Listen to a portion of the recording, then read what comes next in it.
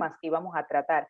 Y vamos a iniciar justamente con este que es un poco difícil abordarlo, pero importante, sobre todo en los tiempos que estamos viviendo, porque según la OPS, la pandemia por COVID-19 ha exacerbado los factores de riesgo del suicidio. Y me voy a permitir, antes de darle paso a nuestra invitada, a leerles y compartirles una frase de Renato Oliveira, jefe de salud mental y abuso de sustancias de la OPS, abro comillas. Todavía no sabemos cómo el aumento de la depresión, la violencia doméstica o el consumo de sustancias impactará en los índices de suicidio en la región, pero es importante tomarse un minuto para hablar del tema, apoyarnos mutuamente en estos tiempos de pandemia y conocer los signos de advertencia del suicidio para ayudar a prevenirlo. Le doy la bienvenida cordial a la doctora Milagros Moya. Ella es psiquiatra y miembro de la Coordinación Nacional de Salud Mental frente al COVID del MINSA. Qué gusto tenerla aquí, doctora. Bienvenida. Hola, buenas. Muchas gracias por la invitación y pues de este espacio para hablar de este tema tan importante y de forma adecuada, realmente cómo se debe transmitir el tema del suicidio en los medios de comunicación. Y lo que se debe transmitir de este problema de salud pública que quita tantas vidas alrededor del mundo y que ahora en la actualidad quita más vidas de gente joven, al contrario de hace algunos años en donde la mayoría de los casos se veían en adultos mayores. Ahora entre las edades de 15 a 44 años es que vemos la mayor cantidad de suicidios a nivel mundial y en Panamá también. Entonces, este tema es importante abordarlo en los medios de comunicación en el sentido de prevención. Siempre buscar que la población se eduque, se concientice para disminuir el estigma alrededor del tema del suicidio, para que las personas que están pensando en quitarse la vida o que están rondándole la idea por la cabeza pidan ayuda. Y aquellos que se están dando cuenta que una persona puede o podría quitarse la vida, decirles que pidan ayuda, acompañarlos y guiarlos en ese camino a buscar la ayuda adecuada. Doctora, este tema nos impacta muchísimo. Muchas veces pasa sin que tengamos el conocimiento porque se mantiene en el círculo familiar o de las amistades, pero en otras ocasiones, como sucedía ayer, que lo vemos en estos reportes de manera traumática y dramática, lo que sucedía en la estación del metro en el área de Tocumen, eh, pone también en manifiesto cuánto, y lo decía ayer con Edna, cuánto conocemos la situación emocional o lo que está atravesando un familiar, un compañero de trabajo o un allegado, porque cuando hablamos de depresión y de alguna situación de colapso emocional, no necesariamente la persona lo está demostrando en el tiempo que interactúa con nosotros. Entonces, ¿cómo hacemos ese diagnóstico si estamos conviviendo con la persona pero no vemos mayores rasgos? Sí, es importante, hay señales que podemos observar, porque el suicidio es completamente prevenible si sabemos las señales, si podemos actuar a tiempo con esa persona que con esas señales está pidiendo auxilio y está pidiendo ayuda, aunque no te lo diga directamente.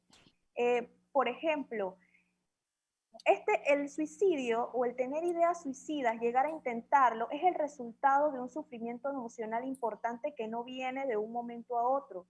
No es una decisión que se toma de un momento a otro. Puede ser que el acto sea impulsivo, pero la decisión ya estuvo rondando en esa mente desde hace mucho tiempo y dando signos de alarma desde hace mucho tiempo.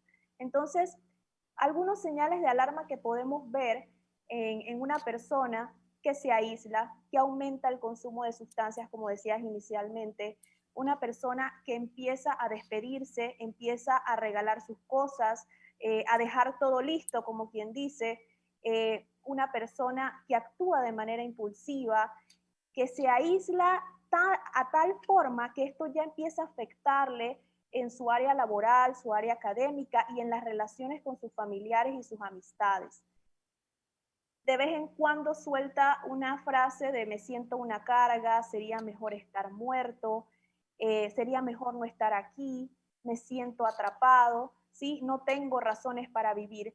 Todas estas cosas, si las escuchamos en una persona y si vamos viendo algunos de estos signos, podemos pensar en que corre un riesgo y si está en el grupo etario del riesgo, que ya realmente definirlo como grupos etarios de riesgo es difícil porque el suicidio lo vemos en todas las edades, pero ahora lo estamos viendo más en los adultos jóvenes entre 15 a 44 años en nuestro país. Podríamos decir, ¿qué te pasa? ¿Cómo estás? ¿Necesitas ayuda? Abrir ese canal de comunicación, hacer la apertura para que esa persona diga, sí, puedo necesitar ayuda o considerar pedirla. Sin embargo, doctora, hay grupos etarios que, según estudios que ustedes han realizado, determinan que se suicida más el hombre que la mujer. ¿Eso ha variado en algún aspecto? Y también quisiera preguntarle si han logrado ustedes determinar algunos otros signos adicionales a los que ya usted nos comenta y en otras ocasiones hemos conversado también, como esos que usted dice de que la persona puede estar despidiéndose, regalando sus cosas, etcétera. Pero hay algunos otros signos, o como bien lo dijo John, a veces no hay nada que te haga a ti llegar a la conclusión de que esa persona puede atentar contra su vida. Y lo otro que me llama la atención es si tú dentro de esas ideas suicidas tienes también un plan de cómo quieres quitarte la vida o eso surge Edna, así Lo y que, ya para lo que allá. pasa que, lo que pasa que tú dices es que muchas veces tenemos un familiar o un allegado que tiene problemas. Y uno dice, bueno, pero todos tenemos problemas, uno de Ajá, repente lo va a poder correcto, superar, como todos de repente le encontramos una solución y ahí viene el dilema, que no todos los procesan de igual manera, ¿no? total. Sí. Bueno, para responder primero lo de los grupos etarios, pues en los estudios que se han hecho en las personas que mueren por suicidio y aquellos que lo intentan, se ha visto que los hombres, que las mujeres lo intentan más, pero los hombres llegan a consumar el suicidio más que las mujeres porque usan métodos más letales. Los mecanismos para acabar con la vida son más letales. En las mujeres, sin embargo, lo intentan más, pero los mecanismos que utilizan no son tan letales como para quitarse la vida. Pero indistintamente, nunca hay que subestimar a alguien que manifiesta que se quiere autoagredir o alguien que lo hace. Eh, Solemos o algunos subestimar la idea suicida la expresión suicida de algunas personas que ya lo han intentado varias veces. Nunca se debe subestimar a alguien que dice que se quiere matar o a alguien que dice que se quiere hacer daño, simplemente por el hecho de que podemos pensar que quiere llamar la atención. Pues no es así. El decir, el soltar una expresión como esa, definitivamente que no es un mecanismo adecuado para afrontar las cosas. Y ahí vamos a lo que decía John, de que todos podemos afrontar los problemas de diferente tipo y con diferente intensidad. Pues sí, todos tenemos personalidades diferentes. La personalidad del ser humano se va construyendo por diferentes factores genéticos y lo más importante es las herramientas que nosotros obtuvimos a lo largo de nuestro crecimiento psicológico para poder afrontar el estrés. Aquellas personas que han tenido dificultades en la infancia, ¿sí? Una infancia con disfunción familiar, con violencia, maltrato, abuso sexual, que han tenido durante la adolescencia consumo de sustancias, ¿sí? Que ese abuso continuó. Estas personas probablemente los mecanismos para afrontar las crisis de la vida van a ser más, no van a ser tan saludables tal vez como una persona que no haya vivido esto, ¿sí? También lo que decías de si había otras señales, porque a veces no las vemos, es importante que otros factores de riesgo, aparte de los que mencioné de una persona que vemos que se aísla y este tema, es que también hay personas que tienen trastornos mentales en donde esta enfermedad mental puede llevarlos a escuchar voces, ¿sí? Puede pasar que las voces le dicen que hagan cosas y les pueden decir que se maten, ¿sí? Entonces, esto también tenemos que tenerlo en consideración, que las personas con enfermedades mentales de este tipo corren un riesgo más alto que la población en general. El tema del plan suicida, la idea suicida se va elaborando, resultado de un sufrimiento emocional grande. Al principio la persona piensa, estoy sufriendo demasiado y me gustaría desaparecer, porque no quiero sufrir, hasta ahí. Luego, ese pensamiento, si no se maneja, si no se trata adecuadamente con un trabajador de la salud mental, llega a pensar, bueno, ¿cuál sería la forma de desaparecer? Tal vez muriendo, hasta ahí. Y se va elaborando y se va elaborando cada vez más, pero entonces quiero desaparecer. La forma de desaparecer es muriendo. ¿Cómo puedo buscar, cómo puedo morir? Pues empieza a pensar entonces los mecanismos que puedo utilizar para morir. Y es ahí donde la supervisión familiar, el acompañamiento es importante y el distanciarlo de aquellos mecanismos que puede utilizar para hacerse daño. Estaba Mira qué leyendo que... interesante, John, perdón, Ajá. John, mira qué interesante, porque hay una depresión, hay una debilidad en el ser humano, doctora, usted con toda esa experiencia, pero wow, ¿de dónde saca esa fuerza y esa valentía para atreverse a quitarse la vida? Siempre me lo he preguntado, doctora, porque es un tema de, para mí, no es cobardía como mucha gente describe, para mí es una valentía atreverse a quitarse la vida. Bueno, pero es atentar contra tu instinto básico de conservación también, ¿no? Que me imagino que eso tiene su análisis psicológico, psiquiátrico. Sí, por eso le quiero preguntar a la doctora, porque fíjate tú qué interesante, porque estamos evaluando eso, o sea, quizás pues quienes tienen esa pues tendencia a consumir pues algunas sustancias químicas, psicotrópicas, como le queramos llamar, pues puede ser que se pierdan y se atrevan más, pero una persona en sus cinco sentidos, entre comillas, siempre la verdad es que me genera esa gran interrogante, doctora, ¿cómo se atreven a lanzarse como el caso que vimos del señor en el día de ayer? Más que valentía, Ya vamos a retomar allí el audio con la doctora que El está micrófono, en silencio. exacto. Ahora sí, ajá, estamos de vuelta. más que valentía yo lo describiría como la opción que toman para salir del sufrimiento, ¿sí? Eh, Esto se describe pues en salud mental como una visión en túnel. Sabemos un túnel que tiene una sola entrada y una sola salida.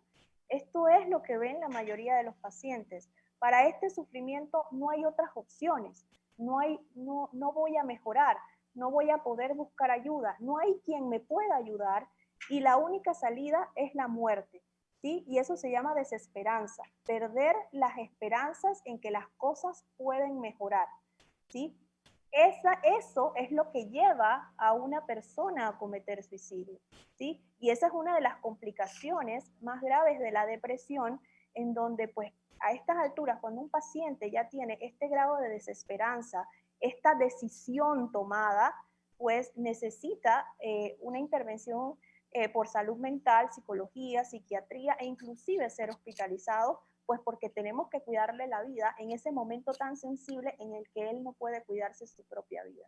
Doctora, dos cosas. La primera, usted hablaba hace un momento de la importancia del diagnóstico y para quien ha perdido un familiar en condiciones como esta, la carga de la culpa que cargan los familiares en torno a qué tanto no pude hacer y qué tanto pude haber cambiado esa decisión, contrasta mucho cuando se determina que hay una enfermedad que pudo recibir tratamiento y el escenario hubiese sido otro. Se lo digo porque muchas veces, como no se diagnostica, la familia carga por mucho tiempo esa responsabilidad sin saber que había una enfermedad que no se diagnosticó. Y lo otro, sobre la atención en el sistema de salud pública, leía que hay una clínica virtual para adolescentes en riesgo, que incluso le encontré el número 503-6357 de la Caja de Seguro Social. Le quiero preguntar también sobre la atención disponible en el sistema de salud pública, si tenemos un familiar o si nos sentimos así para hacer algún tipo de consulta con un especialista.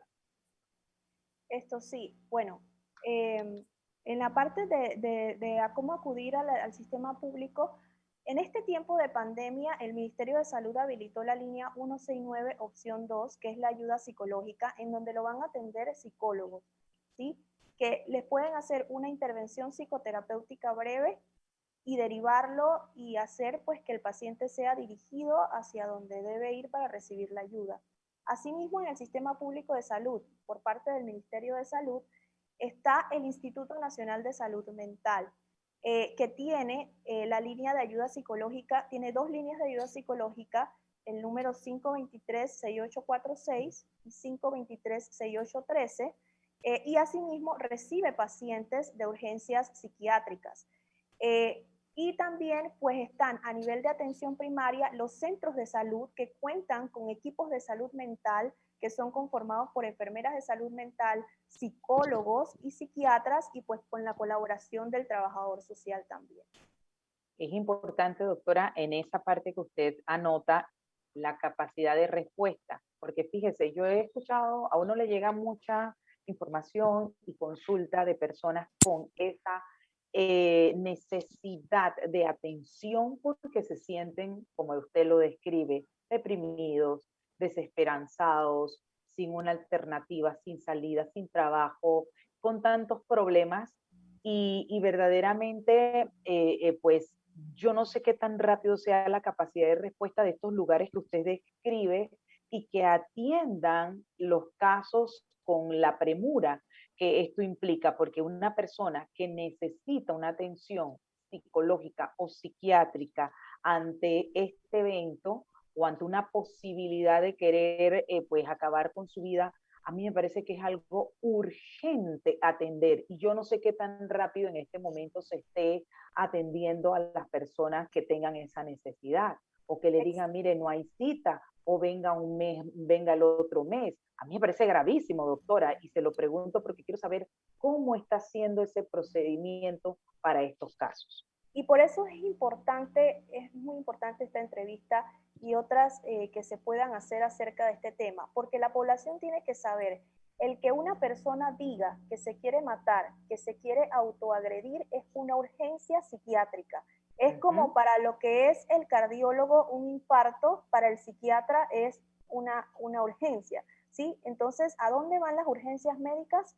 A urgencias del hospital, ¿sí? Esto no es un tema de que voy a ir al centro de salud a sacar cita, ¿sí? Al centro de salud a sacar cita con el equipo de salud mental puedes ir si te sientes deprimido, si sientes que ya no estás funcionando igual en el tema del trabajo, la familia, las relaciones interpersonales, si sientes que estos conflictos ya pues te están afectando mucho en tus actividades de vida diaria, pero no es que estás pensando en matarte. Cuando estás pensando en hacerlo, debes acudir a un cuarto de urgencias de un hospital general o al Instituto Nacional de Salud Mental aquí en Panamá, ¿no? En donde lo va a atender el médico general, que los médicos generales pues están entrenados para saber que una ideación suicida es una urgencia psiquiátrica y ese paciente debe ser evaluado de una vez por el psiquiatra en urgencias. Yo escucho a la doctora hablar de que es una urgencia inmediata y yo creo que eso debe quedar claro para cada uno de nosotros, así como cuando los especialistas que entrevistamos acá nos dicen, el dolor no es normal, o sea, si hay algún tipo de dolor en su cuerpo, hay algún tipo de enfermedad o padecimiento que necesita un examen o ser diagnosticado para tratarlo. Asimismo, lo que usted acaba de decir yo creo que es determinante. Si hay una frase como esta, que un familiar o un allegado está atentando contra su vida es de urgencia. Yo creo que eso es como algo que voy a rescatar de todo lo que hemos conversado, porque muchas veces lo pasamos por alto y decimos, si somos padres, ese es un pataleo que está haciendo rebeldía. Si es la pareja, si es un familiar, normalmente disminuimos la importancia o el impacto que puede tener una frase como esa. Sí, así es. Tendemos a subestimar y a veces pasa que algunos pacientes tienden a decirlo mucho, ¿no? De que quiero desaparecer, quiero morir, ¿sí? Pero lo dicen tanto que los familiares o los que están alrededor tienden a subestimar y pensar, oye, quiere llamar la atención. Nunca subestimemos un pensamiento como este. Siempre nos podemos orientar, llamar a las líneas de ayuda y orientarnos, oye, mi hermana está diciendo que quiere desaparecer, que quiere morir, y el psicólogo le orientará para que se dirija a pues, algún trabajador de la salud mental, pero nosotros, la población en general, que no está entrenada en salud mental, no puede decidir si esta es o no una idea suicida que puede llevar a un desenlace fatal. Y precisamente quiero concluir, doctora, preguntándole cómo identificar una manipulación de una idea suicida, corrijo, que nos pueda decir tienen que ir a buscar ayuda, porque puede ser también un tema Esas relaciones tóxicas en las que Eso, se gritan y se dicen. correcto, eso puede existir porque hay patrones de Sí, pero personas que les encanta utilizar estos mecanismos como una manipulación. ajá, pero el usar esos mecanismos como una forma de manipulación tampoco está bien, ¿sí? No es Ok, saludable.